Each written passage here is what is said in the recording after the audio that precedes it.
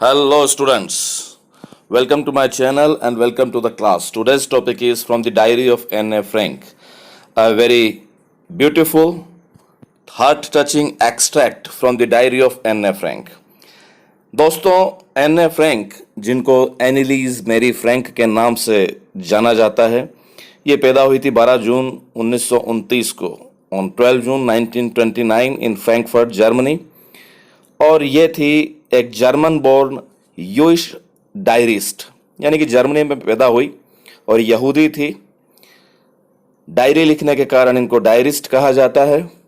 इनकी डायरी बड़ी फेमस हुई, ये बहुत ज़्यादा लोकप्रिय हुई और उसी डायरी से एक्सट्रैक्ट हमारे पास यहाँ पर एक चैप्टर है, बहुत ही हार्ट टचिंग है। इनकी फैमिली जो थी वो एम्स्टर्डम मूव कर गई थी, कारण था सेकंड वर्ल्ड वार। और इसी टाइम पे एन फ्रैंक ने कुछ लिखा अपने अनुभवों को, अपने एक्सपीरियंसेस को। और जब वो 15 साल की थी तो उसको भेज दिया गया to concentration camps where she died. आइए दोस्तों, चलते हैं आगे, डायरी ऑफ एन फ्रैंक की देखते हैं। इसके पहले बिफोर यू रीड, इस सेक्शन को ध्यान से देखेंगे।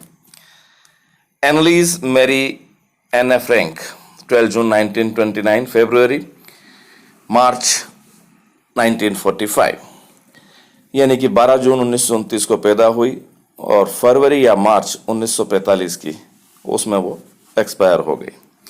Was a German-born Jewish girl who wrote while in hiding with her family and 4 friends in Amsterdam during the German occupation of the Netherlands in World War II. ये German ने जब occupation कर लिया था, वर्ल्ड वॉर सेकंड की कहानी है। तब उन्होंने लिखा जब वो छुप रही थी अपनी फैमिली के साथ और अपने 4 फ्रेंड्स के साथ एम्स्टर्डम में। और जर्मन ने नीदरलैंड को ऑक्यूपाई कर लिया था, वर्ल्ड वार सेकंड की बात है। उस दौरान ये लिखी गई डायरी है। Her family had moved to Amsterdam after the Nazis gained power in Germany.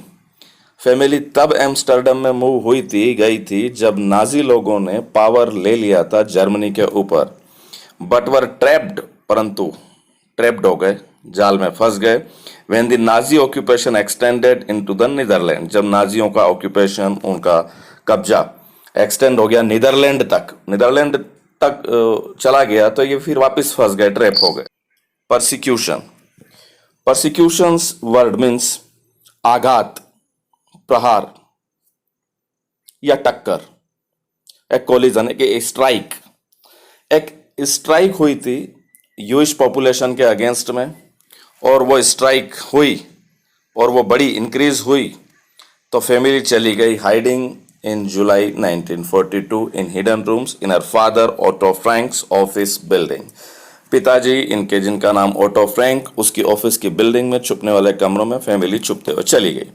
After 2 years in hiding, the group was betrayed and transported to the concentration camp system.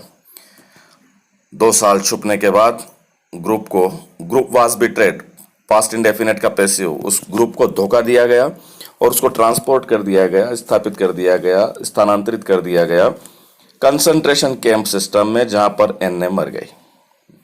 ठीक, मरी कैसे ही है? Died of typhus in version Belsen with in days of her sister. Version Belsen proper noun, जगह का नाम है। Typhus से ये मर गई with in days of her sister, अपनी सिस्टर के कुछ दिनों के बाद ही, यानी कि सिस्टर भी मरी और ये भी मरी। सिस्टर जिसका नाम मार्गोट फ्रैंक है। टू बी नोटेड डाउन, इसको नोट करेंगे। Her father auto, the only survivor of the group, उस ग्रुप के केवल एक बचे हुए व्यक्ति, सर्वाइवर जो जिंदा रहा, that is father, return to Amsterdam after the war ended to find that her diary had been saved. ये पता करने के लिए आ गए युद्ध के खत्म होने के बाद कि उसकी डायरी सेव्ड है कि नहीं, ये पता करने के लिए। Convinced that it was a unique record, वो इस बात पे आश्वस्त थे, कन्विंस्ड थे कि ये एक बहुत ही दुर्लभ रिकॉर्ड है, दस्तावेज है, यूनिक रिकॉर्ड है, इससे कन्विंस थे वे। He took action to have it published, causative verb का पैसिव, कॉजेटिव वर्ब हैव है, इसका passive. To have it published, उन्होंने एक्शन लिया इसको पब्लिश करवाने का। इन इंग्लिश में under the name the diary of a young girl, इस नाम से इसको पब्लिश करवाने का उन्होंने निश्चय किया। तो इंग्लिश में पब्लिश करवाने का निश्चय किया है इन्होंने। डायरी जो है ओरिजिनली इंग्लिश में नहीं लिखी गई थी, ये ओरिजिनली दूसरी लैंग्वेज में थी। आगे देखते हैं। The diary was given to Anne Frank for her 13th birthday and chronicles the events of her life from 12 June 1942 until its final entry of 1 August 1944। 13 साल की जब वो थी तब उसको ये डायरी गिफ्ट की गई थी। इसमें इवेंट है क्रॉनिकल्स द इवेंट्स। क्रॉनिकल्स से मतलब है जो इतिहास बताता है, एक क्रम के हिसाब से, क्रोनोलॉजी में इतिहास बताती है ये डायरी उन इवेंट्स की जो उसकी लाइफ में हुई है 12 जून 1942 से 1 अगस्त 1944 तक। और it was eventually translated from its origin Dutch into many languages. तो वास्तव में ये पहले कौन सी भाषा में लिखी गई थी? डच लैंग्वेज में लिखी गई थी। And became one of the world's most widely read books. संसार की जो बहुत ज्यादा पढ़ी जाने वाली किताबें हैं उनमें से एक किताब बन गई है the diary of young girl. बहुत फेमस किताब है, कभी आपको टाइम मिले in your leisure time please do read this book. There have also been several films, television and theatrical productions and even an opera based on the diary। इसी diary पे कई पिक्चरें बन चुकी है, कई थिएटर के प्रोडक्शंस हो चुके हैं, यहाँ तक कि ओपेरा म्यूजिक जो होता है वह भी इस पे बन चुका है। Described as the work of a mature and insightful mind, जो कि एक बहुत ही परिपक्व और अंतर्दृष्टि को रखने वाले दिमाग के काम को डिस्क्राइब करती है। ध्यान देंगे। The diary provides an intimate examination of daily life under Nazi occupation। नाजियों के कंट्रोल में जो रोजाना के जीवनचर्या थी उस पे यह डायरी एक इंटीमेट एग्जामिनेशन है, उसका पर्याप्त सही से पर्यवेक्षण है, ठीक से अंदर तक, गहराई तक। Anne Frank has become one of the most renowned and discussed of the Holocaust victims. और एन ए फ्रैंक बन गई एक सबसे ज्यादा रिनाउंड, RENOWNED, रिनाउंड मीन्स बहुत ज्यादा, प्रसिद्ध, जिसको बहुत ज्यादा जाना जाता है। एंड हॉलोकॉस्ट HOLOCAUST मीन्स जो सर्वनाश का है, डिवेस्टेटिंग है, डिस्ट्रक्शन का है। तो बहुत ज्यादा डिस्कस करने वाली और बहुत ज्यादा जिसका कि जो एक विक्टिम है, जो शिकार हुई है, किसका? सर्वनाश का शिकार हुई है, जिसका डिस्ट्रक्शन हुआ है, जिसका डिवेस्टेशन हुआ है, उसके बारे में पढ़ी जाने की यह बहुत ज्यादा एक रिनाउंड हो गई है, प्रसिद्ध हो गई है। आगे चलते हैं। यह तो इसकी स्टार्टिंग पार्ट है, हमने एन ए फ्रैंक के बारे में जाना। Now the activity based on this reading, do you keep a diary? Given below under A are some items we use to describe a written record of personal experience. Can you match them with their descriptions under B? Return record personal experience के 4 प्रकार के होते हैं। Journal होता है, diary होती है, log होती है और मेमोयर होती है।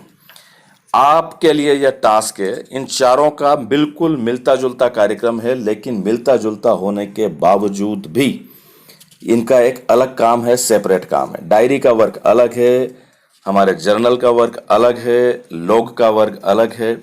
तो आप ध्यान देंगे, you will try to justify by matching the column A with column B. If you have any doubt in this, please be in touch, keep asking. And then here are some entries from personal records. ये definitions use में लेनी है, personal records की कुछ entry है यहाँ पे। तो आपको क्या करना है, using the definitions about to decide which of the entries might be from a diary, कि कौन सी एंट्री एक डायरी से है, कौन सी एक जर्नल से है, कौन सी एक लॉग से है जो ऑफिशियल होता है, ऑफिशियल मूवमेंट का रजिस्टर होता है, और कौन सी एक मेमोयर है। I woke up very late today and promptly got a scolding from mum. I can't help it. How can I miss the FIFA World Cup matches? अब आपको ये चूज करना है चारों में से कौन सी कैटेगरी में ये रिकॉर्ड आता है. Likewise the second, third, fourth, and then come to the main part of the chapter, the extract from the diary of a young girl. उसके एक्सट्रैक्ट पे आते हैं जिसका हमारे पास टाइटल है from the diary of Anne Frank. Writing in a diary is a really strange experience for someone like me. Not only because I have never written anything before, इसलिए नहीं कि मैंने पहले कुछ नहीं लिखा है. एक अजीब सा अनुभव है डायरी लिखना मेरे लिए.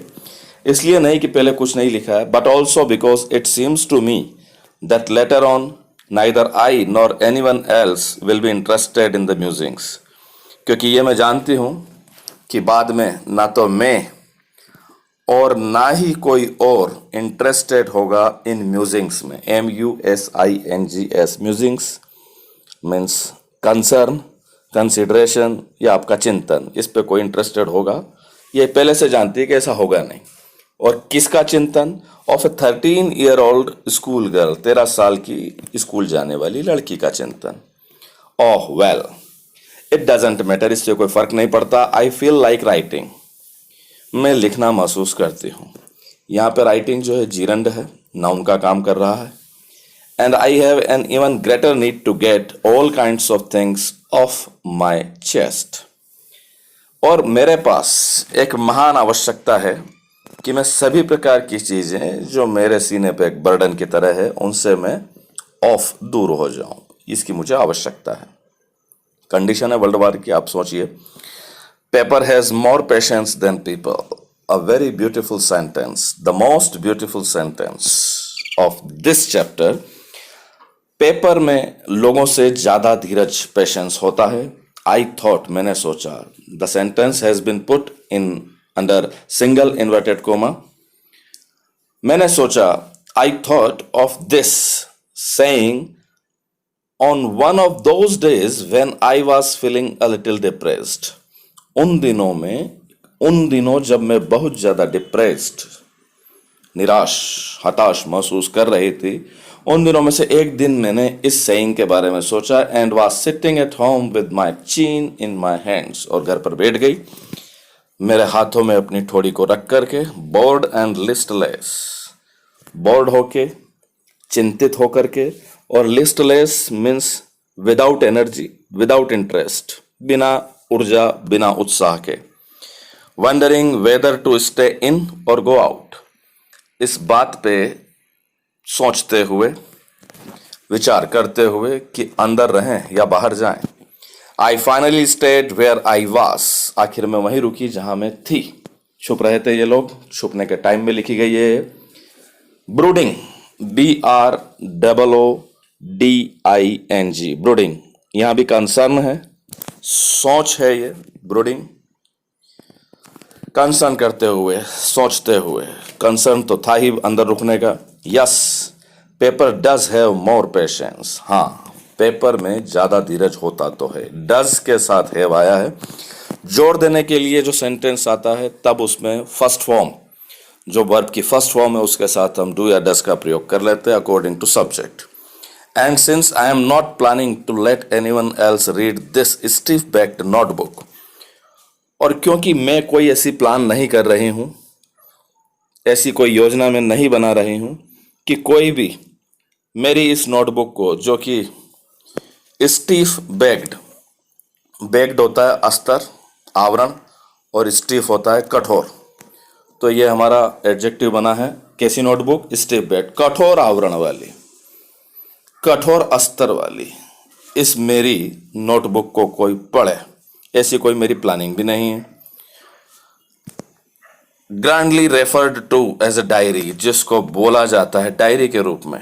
Unless I should ever find a real friend, जब तक कि मुझे वास्तव में एक वास्तविक सच्चा मित्र नहीं मिल जाता. सच्चे मित्र को हम सब कुछ बताते हैं. It probably want make a bit of difference, जब सच्चा मित्र मिल जाएगा तो जरा सा भी अंतर नहीं पड़ेगा. जैसे ये मेरी डायरी मित्र है, वैसे वह मेरा मित्र होगा, और उस मित्र को मैं सब कुछ, अपनी फीलिंग्स को बता पाऊंगी. Now I am back to the point that prompted me to keep a diary in the first place. मैं उसी पॉइंट पे आती हूं जिसने मुझे प्रॉम्प्ट किया, उत्तेजित किया कि मैं एक डायरी रखूं. वो भी फर्स्ट प्लेस पे। फर्स्ट प्लेस पे मतलब हमारी ज़िंदगी में स्थान होता है, सबसे ज़्यादा जिसको हमने महत्व दिया है, वो स्थान इस डायरी को एन ए फ्रैंक ने दिया था। I don't have a friend, मेरा कोई फ्रेंड नहीं है। Let me put it more clearly, since no one will believe that a 13-year-old girl is completely alone in the world। थोड़ा मैं और मुझे स्पष्ट करने दो, क्योंकि कोई भी इस बात पे विश्वास नहीं करेगा कि 13 साल की एक लड़की इस संसार में अकेली है। एंड आई एम नॉट, और मैं नहीं हूं। I am loving parents, I have loving parents, मेरे बड़े प्यार करने वाले पेरेंट्स हैं जो मुझे प्यार करते हैं। एक 16-year-old सिस्टर है। And there are about 30 people I can call friends, और लगभग 30 लोग ऐसे हैं जिनको मैं फ्रेंड्स कह सकती हूँ, मित्र कह सकती हूँ। आई हैव अ फैमिली, मेरा एक परिवार भी है। Loving aunts and a good home, बहुत प्यार करने वाली चाचियाँ हैं, काकियाँ हैं, और एक अच्छा घर है। No, on the surface I seem to have everything, ऊपर से सतह पे तो लगता है कि मेरे पास सब कुछ है, except my one true friend, केवल मेरे एक सच्चे मित्र के अलावा। All I think about when I am with friends is having a good time। वो जो कुछ भी मैं सोचती हूँ जब मैं फ्रेंड्स के साथ रहूँ, तो मैं सोचती हूँ कि फ्रेंड्स के साथ रहने का मतलब है कि एक अच्छा समय होना। I can't bring myself to talk about anything। Bring to phrasal verb है मित्रों यहाँ पर। Bring बीच में ऑब्जेक्ट आया और फिर टू आया, माई सेल्फ स्वयं के लिए।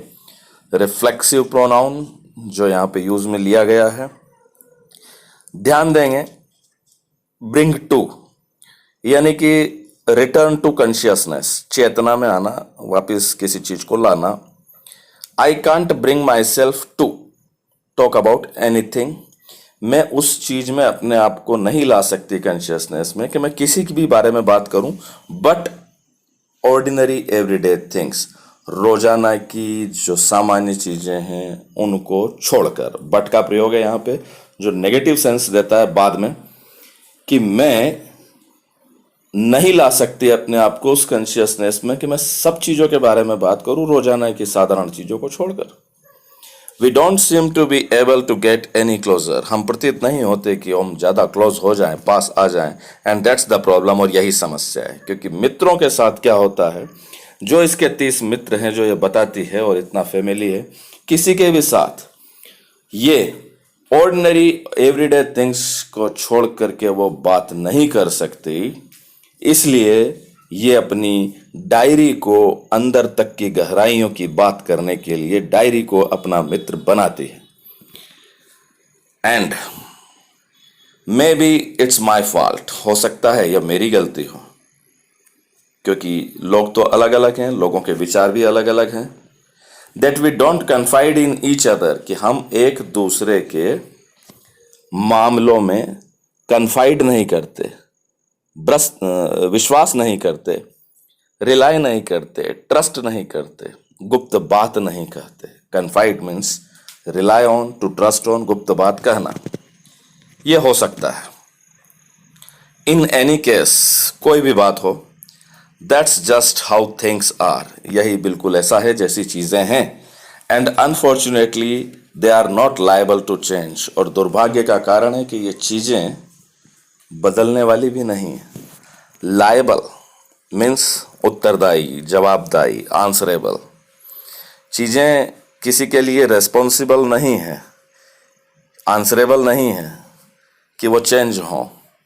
This is why I have started the diary, और यही कारण था कि मैंने डायरी लिखना शुरू किया, क्योंकि संसार ऐसा ही है। ट्रस्ट बड़ी खतरनाक चीज है, बड़ी सोच समझ के किया जाता है। To enhance the image of this long awaited friend, ये जो मेरा लॉन्ग अवेटेड फ्रेंड है, लंबे इंतजार वाला, एनहांस बढ़ाने के लिए इसकी इमेज को, इसके कैरेक्टरिस्टिक को, इन माई इमेजिनेशन, मेरी कल्पना में, I don't want to jot down the facts in this diary the way most people would do। लोग जो अक्सर रोजाना के अपने पॉइंट लिख देते हैं, वो पॉइंट में इस डायरी में लिखना नहीं चाहती जैसे कि लोग करते हैं। Don't want to jot down, jot down means note down। Note down भी कैसा, ब्रीफली। संक्षेप में, but I want the diary to be my friend, मैं इस डायरी को अपना मित्र बनाना चाहती हूँ, कि ये डायरी मेरी मित्र हो। And I am going to call this friend Kitty, और इस फ्रेंड को मैं पुकारने जा रही हूँ Kitty. This is the name to be noted down about the diary. Now dear friends, up to now here we have some oral comprehension. What makes writing in a diary a strange experience for Anne Frank? Diary में लिखना एने Frank के लिए एक strange experience कैसे बना है? Diary में लिखना एने फ्रैंक के लिए एक स्ट्रेंज एक्सपीरियंस कैसे? फर्स्ट वन कि एने फ्रैंक ने हमें बताया है कि उसने इसलिए नहीं लिखा एनीथिंग, वो पहले कभी नहीं लिखा, क्योंकि उसने सोचा that nobody is going to read or would be interested in her diary, कि कोई पढ़ेगा नहीं और इंटरेस्टेड नहीं होगा इस पे। ये एक उसका स्ट्रेंज एक्सपीरियंस था। Why does Anne want to keep a diary? वो क्यों रखना चाहती थी एक diary? Because she didn't have any friend to confide upon, to trust upon, to rely upon, जिसके साथ हम अंदर की गुप्त बातें कर सकें। Why did Anne think she could confide more in her diary than in people? कि लोगों से ज्यादा वो अपने डायरी पे भरोसा कर सकती है। This question is linked with the previous question. ऐसा इसलिए क्योंकि वो saying आई ही है, वो बातें हजम कर जाते हैं पेपर, वो किसी को बोलते नहीं। Anne would love to confide in her close friend, that is diary, but she didn't have one. उसके साथ कोई एक फ्रेंड नहीं था। जो फ्रेंड्स उसके साथ थे, they like to have fun and enjoy the good times, मजा लें, अच्छे टाइम को एंजॉय करें। The friends were not kind to whom she could confide in, जिसके साथ वो कन्फाइड कर सके, गुप्त बातें कर सके। उसने यह भी बिलीव किया कि paper has more patience than people, वो सेइंग आई थी। Because paper doesn't allow anybody to express the sharing without consent. बिना कंसेंट के तो पेपर खुद अपनी शेयरिंग किसी को देगा नहीं। That's all. This is part first. अब हम जानेंगे आगे कि डायरी में क्या होता है, एने फ्रैंक के साथ क्या होता है, वो डायरी में क्या लिखती है, ऐसी कौन सी अजीब और स्ट्रेंज और अच्छी घटना घटित हुई जिसके कारण ये चैप्टर हमारा बना। That extract is more important to know about it. मिलते हैं ब्रेक के बाद। Keep learning, keep moving, keep rocking. Wish you all the best.